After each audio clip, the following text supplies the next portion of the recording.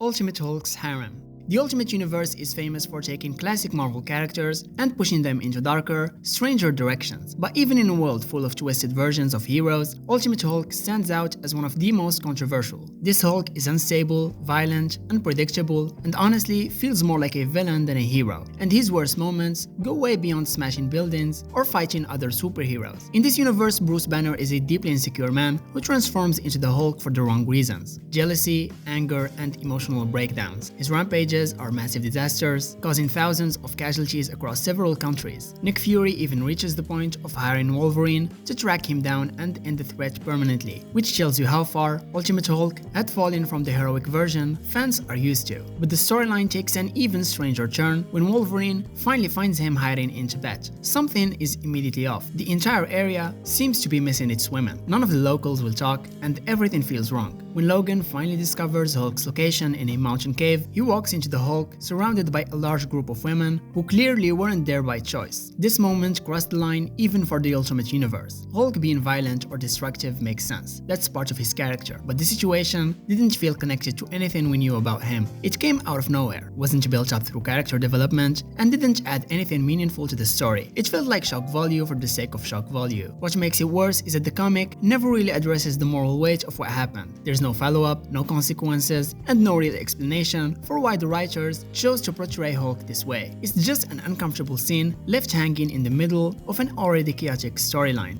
Black Cat's origin. Kevin Smith's Spider-Man, Black Cat, The Evil That Man Do is one of the most infamous and uncomfortable Marvel projects ever published. And not because it's edgy or violent, but because it dives into subject matter that feels completely wrong for the characters, the tone, and the world it's set in. Fans expected a fun, flirtatious Spider-Man and Black Cat adventure with Jerry Dodson's slick art. Instead, Smith delivered a story about heroin dealers, sexual assault, childhood trauma, and rape revelations, wrapped in the tone of a book that clearly wasn't meant to handle those topics with the weight they deserved. The comic starts with Spider-Man teaming up with Black Cat to stop a drug trafficker named Garrison Klum. But things take a sharp turn when it's implied that Klum sexually assaulted Felicia Hardy in the past. The story doesn't explore this with nuance or care, it drops the revelation like a shock twist. Then the narrative goes even further, that introduces Garrison's younger brother Francis, who reveals that he was molested by Garrison as a child, a trauma that later pushes him into becoming the new Mysterio. So now in a Spider-Man book that was marketed as a stylish Black Cat spotlight, the villains and the heroes are all suddenly part of a tangled mess of assault, trauma, and exploitation. The most controversial moment comes when Felicia tells Francis that she is a multiple rape survivor, and that her traumatic past is what originally pushed her to become Black Cat. This retcon enraged fans because it introduced a confident, flirtatious, self-driven character into someone whose entire origin was rewritten through sexual violence. It felt cheap, exploitive, and unnecessary, especially because the comic doesn't use that revelation to develop her character, empower her, or explore healing.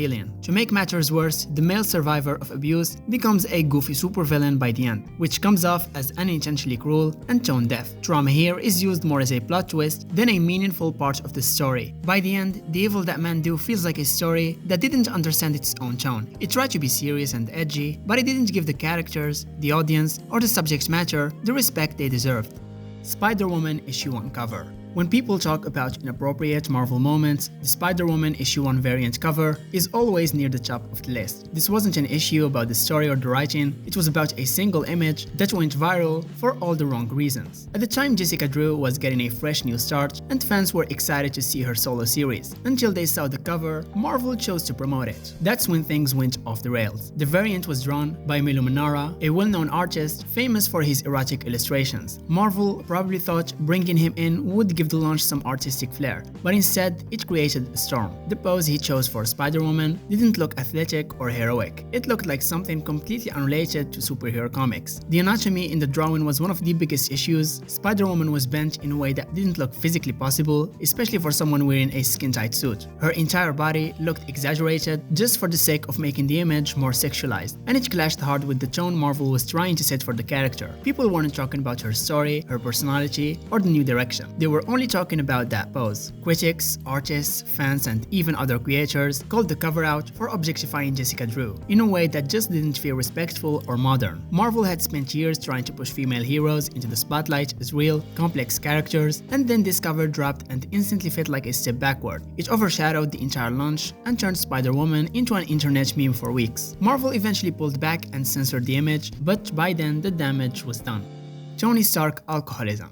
When people look back at Tony Stark's history, they usually think of the genius billionaire in the movies, confident, charming, and always cracking jokes. But the comics have taken him to much darker places, especially during the era when Marvel tried to make their heroes feel more human. For Tony, that meant tackling a serious problem, alcoholism. And while the intention was good, the way it played out on the page was a little strange, and definitely uncomfortable at times. The storyline most people talk about is Demon in a Bottle. It is considered a classic now, but it was also Marvel's first attempt to show what happens when a superhero completely loses control of his life. Tony wasn't just stressed or overwhelmed, he was drinking in the middle of missions, snapping at friends, and making reckless decisions in the suit. Seeing Iron Man stumble around while wearing a billion-dollar weapon definitely didn't age well, and it made readers realize how far Marvel was willing to push the character. What made the whole thing awkward is that the tone of the story didn't always match the seriousness of the subject. On one page, you'd have Tony struggling with guilt and self-loathing, and on the next, he's back to fighting villains with repulsors and witty banter. The comic wanted to be both a superhero adventure and a deep emotional drama, but sometimes the two tones collided, making certain scenes feel unintentionally weird or even comedic. Another big criticism is how quickly Tony solves his addiction. The comic treats it like something he overcomes in a couple of emotional moments, some apologies and a pep talk from friends, then boom, Iron Man is fine again. Anyone familiar with real-world addiction knows it's not that easy or that fast. So even though the story was groundbreaking at the time, its resolution feels rushed and unrealistic when you look back on it now. Still, this arc ended up defining Tony Stark for decades. His struggle with alcohol became an important part of who he is, adding vulnerability beneath the armor. The problem is that the original execution was messy and borderline inappropriate in how it handled such a heavy topic.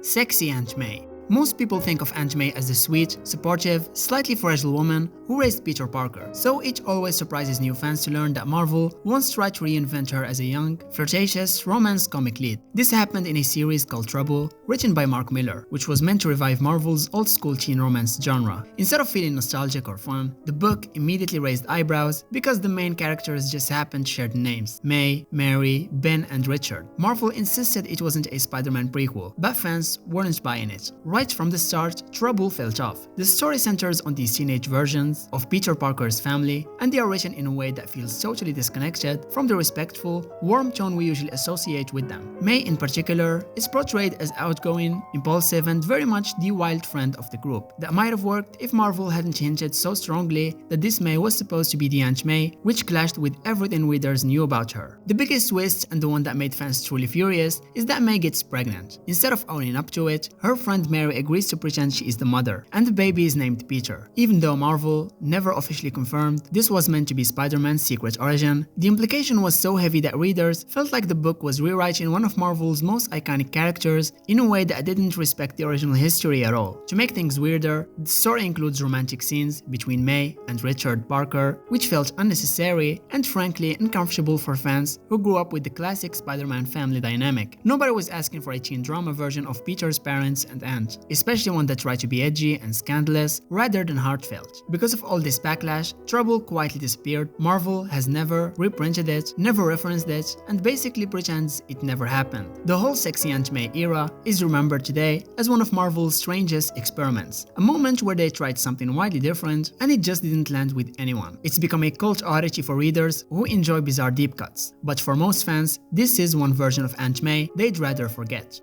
Moon Knight's homophobic slurs. Moon Knight is a fan favorite today, but if you go back to his earliest comic appearances in the 70s, you'll find some really rough moments that just don't line up with who he is now. One of the biggest examples is how Marvel handled a side character named Merkins, a valet who worked for Stephen Grant during Moon Knight's early days. These issues were part of Moon Knight's test run, when Marvel was still figuring out his personality, and let's just say, they didn't exactly nail it. Merkins is notable because he was one of Marvel's earliest gay-coded characters, appearing at a time when representation in comics comics was basically non-existent. Instead of treating him with any respect, the writing leaned into stereotypes and made him the butt of several uncomfortable jokes. Even worse, the person delivering these insults wasn't a villain, it was Moon Knight himself. So in these early comics, the supposed hero comes off less like a protector and more like someone punching down for no real reason. What makes it even stranger is that the story didn't require any of this. Merkins wasn't evil, he wasn't threatening, and he wasn't doing anything to deserve being talked to that way. He ended up tied to a villain called Conquer Lord,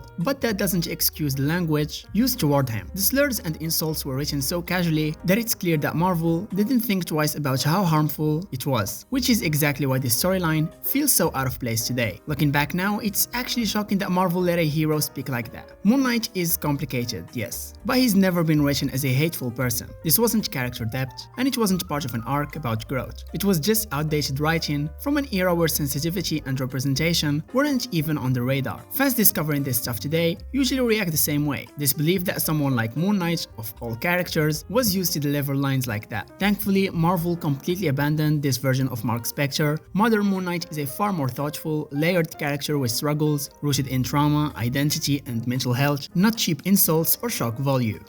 Tigra is pro-choice. Tigra has always been one of Marvel's more unusual characters, a fun, bright, half-feline superhero who often showed up in lighter stories. But in the mid-2000s, Marvel decided to explore a much more serious direction with her, and the results caught a lot of readers off guard. Out of nowhere, Tigra found herself dealing with a storyline involving pregnancy and whether or not she even wanted to keep the child. For superhero comics, which usually avoid real-world topics that heavy, this was a major shift. At first, the situation plays out like a complicated drama. Tigra believes the father is Hank Pym, and given the rocky history, she starts thinking seriously about whether raising a child with him is even a good idea. This alone was shocking for readers, because the topic of choosing to end a pregnancy had basically never been discussed openly in superhero comics before. Marvel was clearly trying to explore a more mature side of her character, but the tone wasn't always handled with the care the subject needed. Things get even messier when Tigra learns that the Hank Pym she was involved with was actually a Skrull imposter. This twist was supposed to tie into Marvel's larger Secret Invasion storyline, but instead it added another layer of confusion and discomfort. Tigra wasn't just dealing with fear or guilt, she was struggling with the fact that she'd been manipulated by an enemy alien posing as someone she trusted. The comic tried to combine emotional weight with big crossover drama, and the mix didn't always land smoothly. The story then shifts into even stranger territory when Norman Osborn enters the picture. Instead of offering help or sympathy, he treats Tigra's pregnancy like something he can exploit, pressuring her with demands and making threats based on what he wants. This took an already sensitive topic and pushed it into a direction that felt unnecessarily harsh. So the intention might have been to give her more depth, but the execution came off clumsy and uncomfortable for many fans.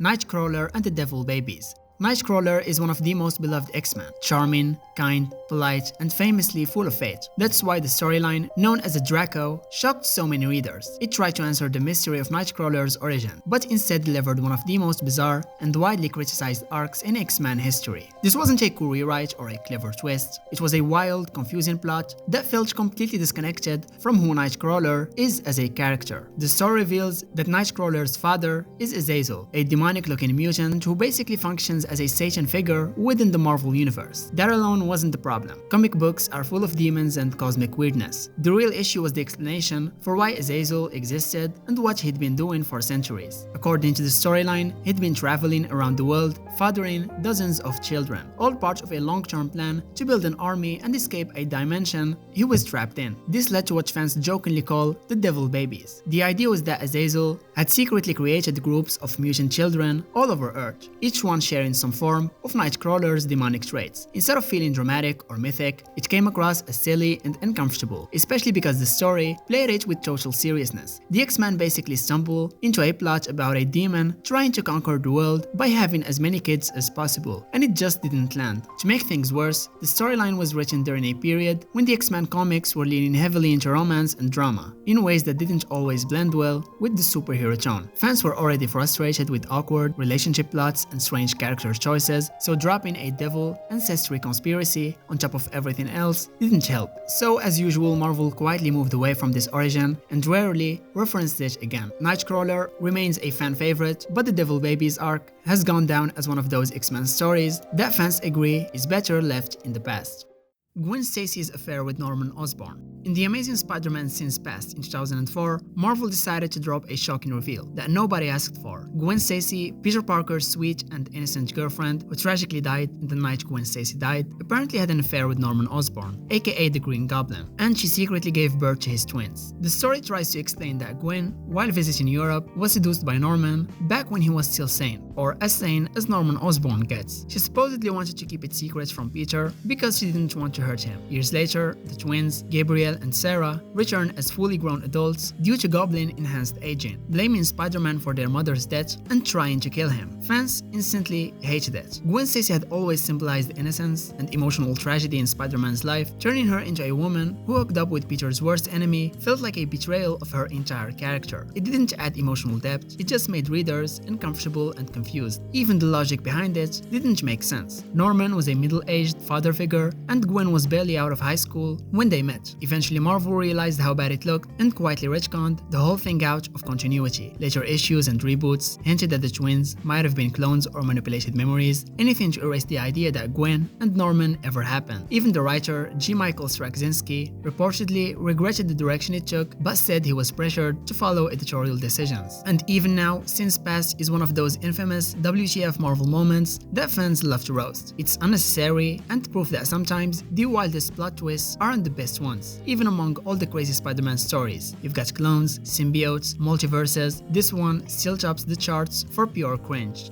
Professor X's crush on a young Jean Grey. When X-Men 1 came out in 1963, Stanley and Jack Kirby were still figuring out the tone and direction of the series. The team was meant to be a group of teenage mutants learning to control their powers under the guidance of the wise and noble Professor Charles Xavier. But buried among all the science fiction and mutant metaphors, there's a weird, uncomfortable subplot. Professor X has romantic feelings for Jean Grey, his teenage student. At first, you can almost miss it. It's just hinted at in a few scenes. Jean, being the only girl on the team at the time, already had everyone from Cyclops to Angel crushing on her. But then in X-Men issue 3, readers got one of the strangest reveals in early Marvel history. In a quiet moment, Charles internally admits, "As though I could help worrying about the one I love, but I can never tell her. I have no right. Not while I'm the leader of the X-Men and confined to this wheelchair." And with that, the comic basically confirmed that the world's most respected mutant leader had a crush on a 16-year-old student. Now, in fairness, early comics weren't written with the same long-term continuity or sensitivity we expect today. Back then, Xavier wasn't necessarily meant to be the wise old mentor he became later. He was just prematurely bald, maybe in his early 30s. Still, even if you shave a few years off his age, that's a grown man having romantic thoughts about a teenage girl. It doesn't get less creepy with context, it just gets weird in a different way. Fans and writers quietly dropped the idea pretty quickly. Later stories completely ignored Xavier's early crush and instead focused on him as a father figure or moral leader. Jean's relationship with Cyclops became the emotional core of the series, and Xavier's romantic side was redirected toward adult women like Moira McTaggart and Lilandra. Marvel basically pretended the whole thing never happened, and honestly, that was probably the best move they could have made.